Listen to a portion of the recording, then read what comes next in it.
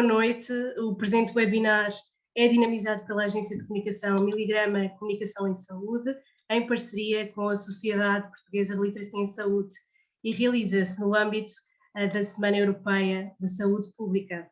Para discutir o tema Os Jovens e a Literacia em Saúde, que desafios, temos connosco os oradores Patrícia Martins, a enfermeira Patrícia Martins, e o Dr. Diogo Franco Santos. Antes de apresentar os doutores, vou aqui iniciar este webinar com a intervenção da doutora Cristina Vaz de Almeida, presidente da Sociedade Portuguesa de Literacia em Saúde, que quer gentilmente deixar um cumprimento a todos vós. Muito bem, muito boa noite a todos. É um prazer ter esta assistência, sobretudo por causa deste momento e deste webinar. Queria também apresentar-vos a enfermeira Patrícia Martins, uma enfermeira com longa experiência na intervenção comunitária, é vice-presidente da Sociedade Portuguesa de Literacia em Saúde, e o Dr. Diogo Franco Santos, que é médico de família e também sócio da Sociedade Portuguesa de Literacia em Saúde. Queremos, de facto, com este investimento na Sociedade Portuguesa de Literacia em Saúde, trazer mais literacia em saúde ao cidadão. E hoje é um dia muito especial, como a doutora Irina disse, que é o início da Semana Europeia da Saúde Pública. E, coincidentemente, hoje é o Dia Nacional do Cientista. E por isso juntamos a investigação, a literacia em saúde e este webinar, e queria que tudo corresse bem e cumprimentar-vos, e então passava à doutora Irina. Muito obrigada. Obrigada, Presidente. A doutora Cristina já fez aqui algumas referências ao nível da carreira. Eu vou dar aqui algumas notas complementares, porque é realmente importante para que a audiência perceba quem são os nossos oradores. A enfermeira Patrícia Martins é vice-presidente da direção da Sociedade Portuguesa de Literacia em Saúde, especialista em enfermagem comunitária na Administração Regional de Saúde de Lisboa e Val do Tejo, a exercer funções na Unidade de Saúde Pública Arnaldo Sampaio, do ACES Arco Ribeirinho. É gestora do programa Viver Mais com Saber Literacia em Saúde, autora e coautora de várias publicações e comunicações orais no âmbito da literacia em saúde. É ainda membro cofundador do Núcleo de Investigação Clínica do Arco Ribeirinho e membro da direção da Associação Portuguesa para a Promoção da Saúde Pública. Por sua vez, o Dr. Diogo Franco Santos é médico recém-especialista em Medicina Geral e Familiar no agrupamento de Centros de Saúde ACES de Lisboa Central, tendo realizado o internato desta especialidade neste mesmo ACES, de 2018 a 2021. É ainda especialista em literacia em saúde, após a frequência da pós-graduação em literacia em saúde na prática, pelo ISPA, Instituto Universitário, em 2021. É também membro da Sociedade Portuguesa de Literacia em Saúde. Feitas as apresentações, abro este webinar, dando início aqui ao debate de ideias, com uma pergunta que vai ao encontro de um retrato daquilo que é o nosso país. De acordo com um estudo, no país, cerca de 44% dos estudantes do ensino superior têm níveis inadequados ou problemáticos de literacia em saúde. Iniciava pela doutora Patrícia Martins, pedindo-lhe a sua intervenção. De que forma é que Portugal pode reverter estes números e cativar os jovens a interessar-se por literacia em saúde? Boa noite a todos. Antes de mais, obrigada pelo convite para estar aqui hoje presente.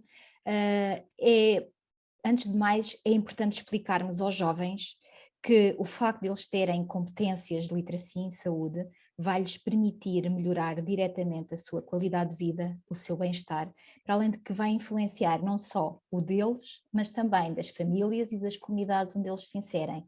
E quando eles percebem isto, eles ficam extremamente interessados em perceber como é que eles podem melhorar o seu dia-a-dia. Para isto é necessário dar-lhes voz, ouvi-los, permitir-lhes que eles participem de forma ativa nos programas e nos projetos que se implementam de literacia em saúde, porque eles de facto são o elemento fundamental e essencial. É importante percebermos quais são as suas crenças, as suas motivações e as suas estratégias, e são essas estratégias de comunicação e de resolução de problemas que nós temos que integrar nos projetos e nos programas para lhes dar voz e dar-lhes visibilidade e também o retorno das intervenções que eles fazem. É essencial a participação ativa deles. Doutor Diogo? Olá, boa noite a todos. Também queria agradecer o convite para estar aqui presente. Sejam bem-vindos. Para complementar o que a enfermeira Patrícia estava a dizer, portanto, esta questão da participação ativa dos jovens é de facto muito importante, porque muitas vezes os programas cujo objetivo, ou que são construídos com o objetivo de aumentar a literacia em saúde, não têm em conta os interesses e as motivações do público-alvo a que se destinam. Não é? Portanto, em primeiro lugar, devem ser auscultados, reforço o que a enfermeira Patrícia disse, e esta vai ser uma constante que vamos referir muitas vezes ao longo deste webinar, provavelmente, tendo em conta as particularidades das novas gerações, mas temos também a questão de como chegar até eles, ou seja, o digital, sobretudo, impõe-se aqui como o meio preponderante e o que tem maior alcance e aquele a que todos têm um acesso quase universal, seja pelas redes sociais, seja pelas plataformas de consumo partilhado. Portanto, é muito importante chegar até aos jovens através do digital, porque é aí que eles se encontram e nós temos de ir ao encontro deles. Para além disso, a geração, principalmente a geração Z, não é? Os jovens, agora os jovens adultos, têm algumas particularidades geracionais no seu todo, não é? Portanto, têm uma maior consciencialização ambiental, estão mais vocacionados, por exemplo, para os direitos LGBT, são mais eco-ansiosos por causa das questões ambientais, além de que lá está, cresceram num mundo que é inteiramente digital e que contactam com ecrãs quase desde a barriga das mães deles, portanto, e estão habituados a um sentimento de gratificação imediata. Portanto, a informação tem de ser de rápido acesso, curta e disseminada, não é? Depois temos também de pensar naqueles jovens que não estão nem a estudar nem a trabalhar, por exemplo, que podem ser aqui um entrave à literacia em saúde, perceber como é que se pode chegar até eles e cativá-los, perceber as suas motivações, o que é que poderá ser feito para impedir que novos jovens caiam nessa categoria, vai muito por aqui, não é? E também pela questão de dar-lhes visibilidade, mas também retorno, não é? Discutir com eles as ideias e comentar, dar retorno relativamente às propostas e às ideias que eles vão expondo também. Por onde é que devemos começar? Sendo que é óbvio que há já um caminho construído, nomeadamente pela sociedade, mas por onde é que devemos de começar? No fundo, quais os principais desafios que identificam de uma forma mais urgente? Posso começar. Logo acima de tudo tem a ver com a forma como comunicamos com os jovens. Primeiro temos que comunicar com os jovens com uma linguagem que lhes é familiar. Depois também temos que, nós profissionais de saúde, nos capacitarmos. E aqui nós temos logo o primeiro desafio para podermos comunicar através das redes sociais, também permite capacitá-los para que eles possam fazer estas intervenções junto dos seus pares. Esta é uma das primeiras estratégias, é ao nível da comunicação, uma comunicação clara, assertiva, positiva, como a professora Cristina Vaz de Almeida já desenvolveu o seu modelo, adaptado aos jovens, com uma linguagem que os ative. Isto é fundamental. Depois temos que estar nas redes sociais, como disse também o Dr. Diogo Santos, e nos canais de comunicação que eles utilizam, para estarmos no mesmo pé de igualdade. Depois temos que perceber se em termos de os programas que estão a ser implementados, e já muito bons programas foram implementados e desenvolvidos no nosso território, se eles estão implementados de forma, se há uma equidade, se não existem territórios onde os níveis de literacia que foram identificados no estudo que referiu não são os locais onde existe uma maior necessidade de intervenção. Aqui a Sociedade Portuguesa de Literacia em Saúde tem um papel importante também na disseminação de boas práticas e é importante que os projetos, as intervenções que são feitas sejam avaliados e sejam partilhados, e esta comunicação é muito importante. E como dissemos inicialmente, trazer os jovens para os projetos, desde a parte do planeamento, da implementação e da avaliação, dar-lhes visibilidade, dar-lhes o retorno das intervenções. Eles são a peça fundamental. Sem eles nós não conseguimos comunicar para eles. E é muito importante os profissionais de saúde perceberem que quando fazem uma auscultação aos jovens, não é só para validar os programas ou os projetos que vão desenvolver, mas têm que ter a consciência que têm que integrar nesses programas e nesses projetos as suas estratégias e que eles têm que ser uma parte ativa de todo o processo. E é a forma mais fácil de conseguirmos resultados o mais rápido e de forma mais cirúrgica, porque eles conseguem, se tivermos jovens com competências de literacia em saúde, rapidamente conseguimos reduzir a carga de doença, especialmente doenças crónicas não transmissíveis que existe na nossa sociedade, na nossa população, e também aumentar os níveis de bem-estar e de qualidade de vida. Portanto, no fundo, pegando aqui no que a enfermeira Patrícia acabou de explicar, acaba por ser muito importante replicarem-se as boas práticas, não é? Portanto, havendo o conhecimento de programas de literacia em saúde que também estejam já implementados ou a implementar, depois avaliá-los e perceber o que é que funcionou, o que é que poderia ter sido melhor, estratégias de melhoria, e puxando aqui também um pouco a brasa à nossa sardinha enquanto profissionais de saúde, no fundo, que às vezes a trilhar este caminho também temos o obstáculo da própria consulta em si, por exemplo, em que o profissional de saúde, se calhar agora colocando numa consulta, imaginando um adolescente, faz uma primeira pergunta que se pressupõe ser aberta, não é? Para que a pessoa possa explanar tudo o que traz ali ao gabinete, mas muitas vezes, e há estudos neste sentido, sabe-se que o profissional de saúde interrompe precocemente o utente ainda antes da resposta ter acabado de ser dada, não é? Cerca de 11, 12 segundos, se não estou em erro, e portanto este é logo uma barreira, não é? Portanto, não deixar o jovem explicar tudo o que quer da maneira como interpreta as coisas, não está a ser verdadeiramente escutado logo desde o início, não é? Portanto, aí temos logo aqui um ponto neste caminho a trilhar que é muito importante ser contornado. Depois, para além desta questão, temos as crenças, não é? Porque um problema para um jovem é interpretado de maneira diferente, consoante ele seja, se calhar, de Lisboa ou do Alentejo, além das diferenças culturais, geográficas.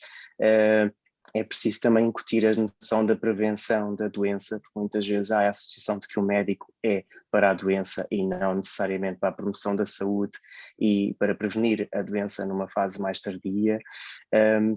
Falando novamente, lá está, os meios digitais, o caminho a trilhar pode ser feito, por exemplo, através de uma teleconsulta. Lá está, ainda para mais com a pandemia, isto ficou um uso muito mais disseminado, muito mais corriqueiro e é mais confortável para os jovens, não é? Estarem através do seu tablet, do seu iPad, do WhatsApp, a comunicar com os profissionais de saúde, também quebra aqui a barreira desta relação entre o profissional e o utente, além da importância, obviamente, de disponibilizar um contacto sempre por e-mail para esclarecer dúvidas que possam não ter sido esclarecidas no espaço da consulta, que nem sempre é suficiente para este fim. Os jovens são hoje cada vez mais consumidores de informação, com acesso a múltiplas fontes, minuto a minuto, olhando àquilo que acontece em vários países. Eu perguntava exatamente isso, a informação em saúde está disponível através de várias fontes, em Portugal, através da DGS, outras fontes de informação. É de facto imperativo ensinar, não é? E passar esta importância de que há de facto, é necessário procurar a informação correta, não é? Para que a literacia em saúde seja uma ferramenta útil e não errada. Doutora Patrícia. Para isso é preciso darmos aos jovens as competências de literacia em saúde digital. Se me permite, vou partilhar convosco um estudo que estivemos a ver recentemente, que foi feito na Alemanha, no início da pandemia, em que foram entrevistados jovens universitários ao nível da sua literacia digital em saúde. E percebeu-se que 42,3% desses jovens que têm acesso à informação e ao conhecimento, que cresceram com a internet, eles não sabem o que é o mundo sem internet, 42,3% têm dificuldade em avaliar a confiabilidade das informações relacionadas à saúde.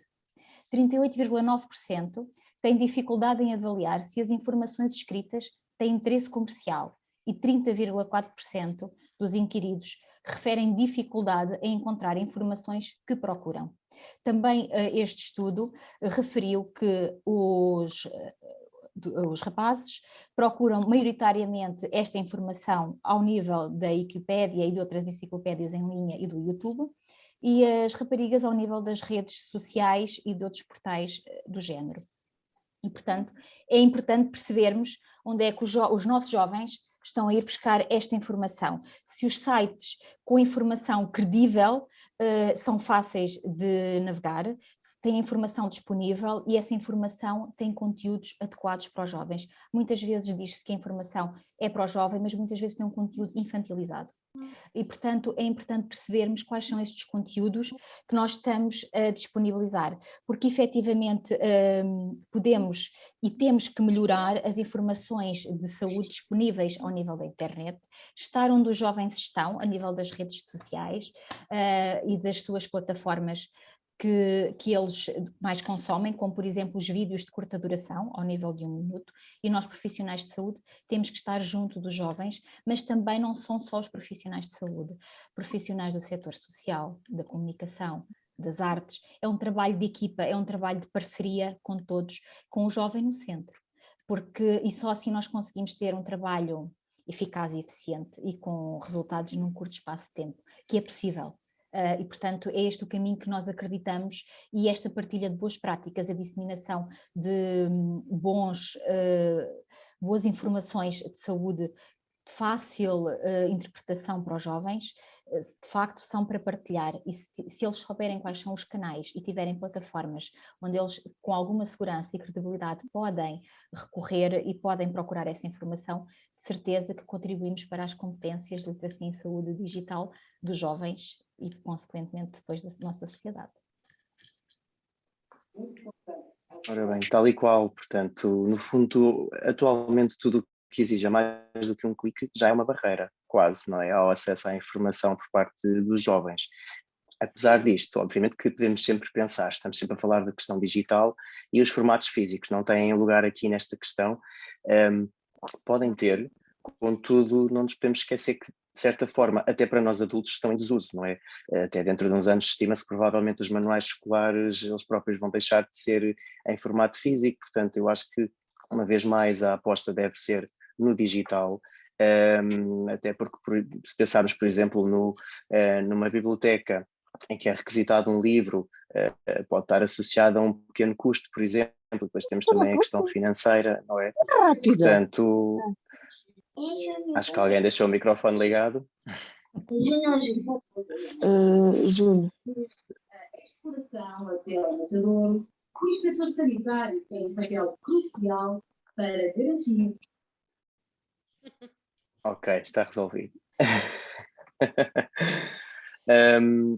E nesta ótica, eu aproveito para falar já agora também de um trabalho que eu desenvolvi na pós-graduação de Literacia em Saúde na prática no ISPA o ano passado, sobre precisamente como é que os jovens, e neste caso pegámos na geração millennials, que são a geração antecedente àquela que temos estado a falar aqui neste webinar, mas que também partilha algumas características geracionais com esta, em que se eu e o meu grupo tentámos perceber através consultando jovens millennials de Portugal e do Brasil, que tipo de informação ou conhecimento que eles tinham sobre hipertensão arterial. Escolhemos a hipertensão logicamente pela grande carga de multimorbilidade a que está associada, e é uma patologia crónica do dia a dia.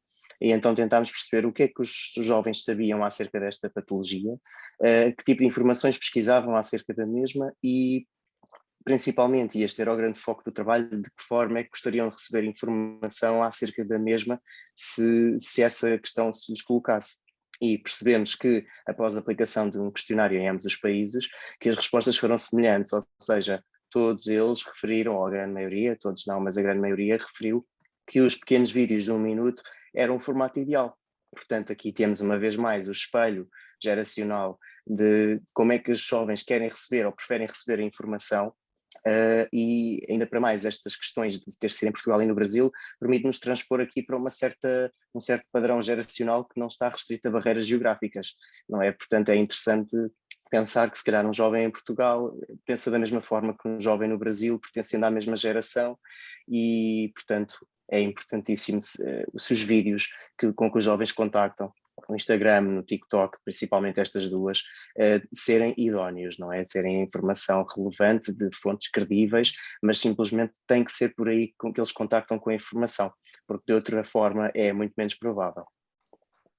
Num mundo, não é? E num país cada vez mais que caminha com as redes sociais, com os vídeos TikTok, como o Dr. Diogo fazia referência, qual é o lugar, qual é o papel da escola? A minha pergunta é se efetivamente há espaço aqui para estas parcerias, que importância é que têm estas entidades educacionais ou não, olhando aquilo ao retrato que nos fez? São essenciais. Aliás, nós temos em Portugal um programa de saúde escolar implementado nas escolas. É importante perceber como é que ele está implementado a nível de todo o território, porque o estudo que referiu inicialmente sobre a literacia em saúde nos estudantes do ensino superior, ele indica que existem regiões como as ilhas, os arquipélagos, tanto da Madeira como dos Açores, como na região centro-interior, os jovens que concluem o 12º ano nessas regiões têm tendencialmente um nível de literacia mais baixo à entrada no ensino superior. Portanto, é importante percebermos quais são os programas e a forma e a avaliação que é feita e como é que eles estão a ser implementados. Também existe uma lei, número 60 de 2009, que estabelece o regime de aplicação da educação sexual em meio escolar. E é importante, é uma lei que está supostamente implementada em todas as escolas e prevê a criação de gabinetes de informação e apoio aos estudantes. Também prevê a articulação com as unidades locais de saúde e outros elementos, assim como o Instituto Português do Desporto e da Juventude, sendo que este Instituto Português do Desporto e da Juventude tem inclusive um programa que é o Cuida-te Mais, que está disponível com vários recursos para os jovens, que vai lhes permitir também aceder a informações de saúde, tem uma linha telefónica para esclarecimento de questões no âmbito da sexualidade, tem gabinetes de saúde juvenil que o jovem pode procurar e marcar consulta de forma autónoma a nível regional, não sendo se calhar acessível a todos os jovens, tem também um canal interativo que de forma anonimizada podem colocar questões que lhes são respondidas face às suas perguntas e outros recursos. E, portanto, é importante os jovens terem noção e terem conhecimento destes recursos que eles têm disponíveis para que também possam fazer uso deles quando necessitam e os possam partilhar. Claro que todos estes canais podem ser optimizados e podemos melhorar, mas já existem alguns recursos. Importa perceber e avaliar como é que eles estão todos a funcionar, se da mesma forma e se existe equidade nestes recursos. E também seria muito importante ao nível das escolas, permita-me, incluir nos diferentes níveis de ensino e áreas científicas a literacia em saúde. É fundamental. Ela diz respeito ao nosso dia-a-dia, à vida de todos nós. Seria muito interessante e importante que todas as pessoas e todos os jovens pudessem ter acesso a estes conteúdos ao nível da sua formação. Exatamente, e até atrever-me a dizer que não só nas áreas científicas, não é, mas também nas humanidades, na economia, porque acaba por ser um bocado transversal a prevenção da doença e a promoção da saúde. Portanto, formação pré e pós-graduada, para além das escolas em si, seria aqui um elemento-chave muito importante nesta aprendizagem, neste ensino. Para além das questões que a enfermeira Patrícia falou, também podemos pensar na questão da própria do ambiente escolar, não é? Da segurança a nível escolar, ou seja, criar um conjunto de estratégias envolvendo professores, encarregados de educação, diretores das escolas, entidades superiores também, que proporcionassem um meio escolar saudável, não é? Com bem-estar, quem diz escolar diz universitário, em termos de bem-estar, de qualidade de vida, de segurança, não é? Um meio positivo, onde as mensagens de literacia em saúde possam ser apreendidas e retidas com maior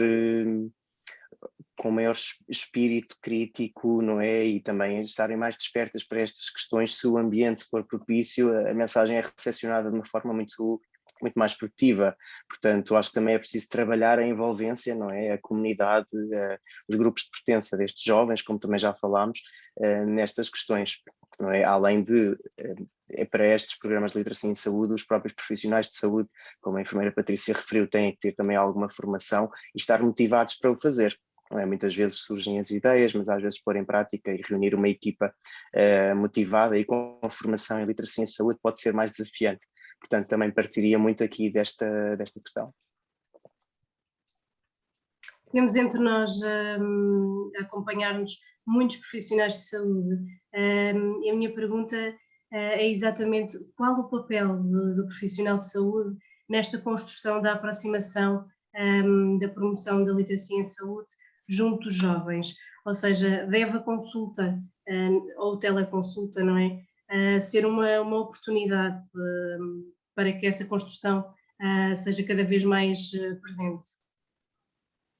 Claro que sim, não só a nível da consulta, mas em todos os programas que são feitos, não só a nível escolar, mas também na comunidade, porque é importante estarmos próximos dos jovens que não estão inseridos, como o Dr. Diogo falou, os jovens que não estão inseridos nem no ensino, nem trabalham, e normalmente eles encontram-se na comunidade, e os profissionais de saúde e as equipas devem ir ao encontro desses jovens. Falando de forma mais global, temos que estar atentos às suas crenças, às motivações, às estratégias, fazendo uso e recurso da entrevista motivacional para podermos perceber e podermos capacitar estes jovens. É importante estarmos onde eles estão, mais uma vez.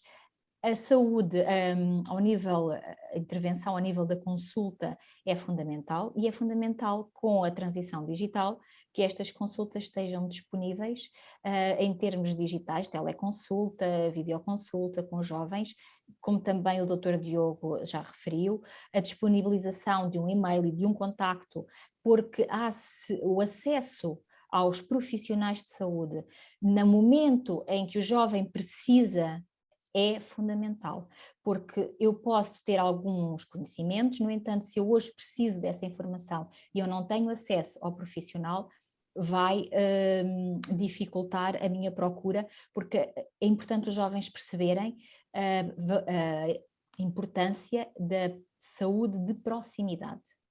E isto melhora-se com a acessibilidade aos serviços e aos recursos. Também temos a linha de saúde 24, que é um recurso, no entanto, o profissional de referência, em quem eles confiam, que os conhece, faz toda a diferença, sem dúvida.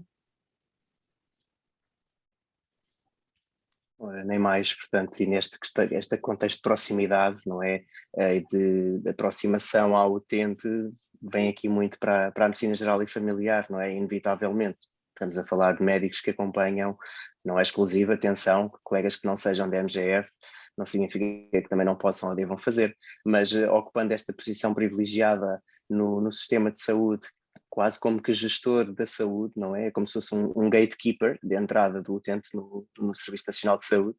O médico de família ocupa também aqui uma posição privilegiada, pois acompanha não só a mesma pessoa longitudinalmente ao longo das várias fases da sua vida, mas também acompanha a sua família, tem conhecimento da comunidade envolvente, sabe os recursos sociais, culturais, etc., que existem na comunidade, e reforço uma vez mais o que a enfermeira Patrícia disse. No fundo, a comunicação é a chave para a transmissão da mensagem. Sem comunicação não se consegue chegar aos jovens, e tudo o que nós fazemos é comunicar, seja verbal, não verbal, online, por folhetos, por e-mail, por chamada telefónica, tudo é comunicação. E, portanto, isto também nos reforça novamente a ideia de que a forma como a comunicação é feita acaba depois também por influenciar não só a qualidade de vida do receptor, mas também de quem veicula a mensagem, não é? De certa forma. É importante também fazer perceber que a literacia em saúde pode ser trabalhada a partir de qualquer local e não só associar a literacia em saúde por ser saúde aos centros de saúde ou aos hospitais. Então, lá está, ir aos sítios onde os jovens estão, uma vez mais, capacitar outros elementos da rede sociofamiliar, os pais, os professores, ou até mesmo fazer a literacia em saúde entrar em conteúdos, por exemplo, ou programas, por exemplo, não digo televisão, mas Netflix lança aqui o desafio, porque é onde os jovens estão. Portanto, assim eles contactam necessariamente com as mensagens que queremos veicular, e é importante o profissional de saúde em si também estar representado nesses conteúdos, não é? Não só em formato físico. Acho que também parte um bocado aqui por esta questão da representatividade.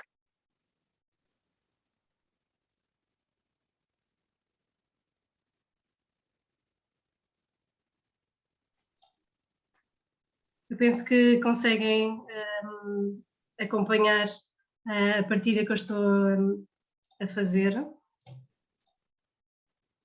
Assim? Sim, sim.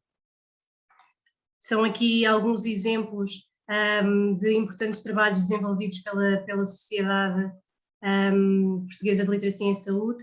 No fundo, ferramentas que marcam aqui já um caminho ativo no terreno, não é? Naquilo que temos estado a falar esta noite, para que esta construção aconteça. Sim, sem dúvida. A Sociedade Portuguesa de Literacia em Saúde, para além dos os sócios que a constituem, terem já desenvolvido bastante trabalho com os jovens no âmbito da literacia em saúde, também temos profissionais de várias áreas profissionais, de várias áreas científicas, que podem colaborar com projetos e programas que outros profissionais possam necessitar de ajuda, e também está disponível, e é uma das suas missões, a partilha das boas práticas, de forma a podermos disseminar as boas práticas e levarmos a literacia em saúde para outro patamar. Eu não tenho muito mais a acrescentar, na verdade, não é? Até porque estamos aqui com 2 minutos depois da hora, mas no fundo a SPLS foi criada com este objetivo, não é? Disseminar as boas práticas, promover a literacia em saúde junto das várias faixas etárias. Os jovens são uma preocupação, porque são os cuidadores do futuro, não é? Tanto pela via ascendente como pela via descendente, não é? Vão cuidar dos futuros filhos e provavelmente dos futuros pais, daí também esta aposta no digital e nas camadas mais jovens, e obviamente que estamos abertos a novos colaboradores que queiram ajudar-nos aqui a promover a literacia em saúde. Estamos abertos a ideias, queremos ideias criativas, originais, diferentes e sobretudo adequadas à população a que se destinarem, sejam elas de que faixa etária forem. Portanto, fica aqui a divulgação um bocadinho da SPLS. Esta noite foram aqui discutidas ideias, várias tentativas de partilhar formas diferentes, inovadoras de pensar literacia em saúde, em nome da Agência de Comunicação Miligrama Comunicação em Saúde, e também na presença da doutora Presidente Cristina Vaz de Almeida, da Sociedade Portuguesa de Literacia e de Saúde. Agradeço o tempo, a participação e o interesse de todos. Muito obrigada, até uma próxima oportunidade. Obrigada e boa noite. Obrigada. Até à próxima. Boa noite. Obrigada. Boa noite. Obrigado a todos. Boa noite. Boa noite. Muito obrigada. Muito obrigada.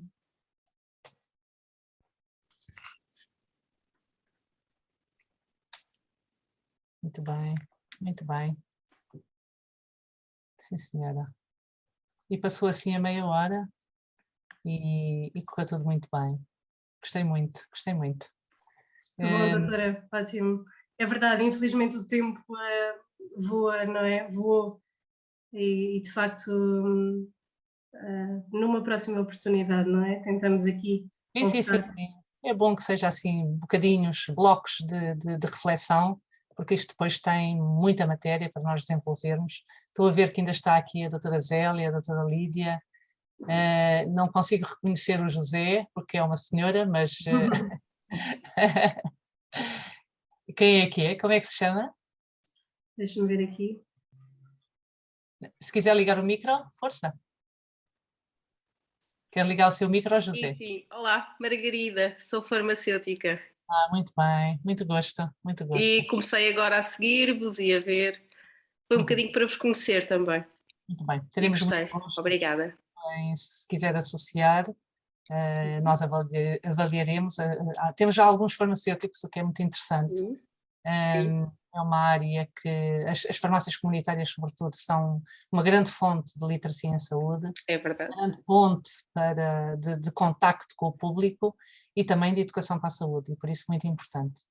É isso Ainda bem, mesmo, correto. é isso mesmo. Olha, está desde já convidada a visitar o nosso site, não sei se já teve a oportunidade. Já andei a ver, sim. Pronto. Então, pronto. Sim. Estou a ver a doutora Zélia Silva também, ainda está. Boa noite. Olá, Noite a todas e a todos. Muito obrigada pela partilha e pela importante informação.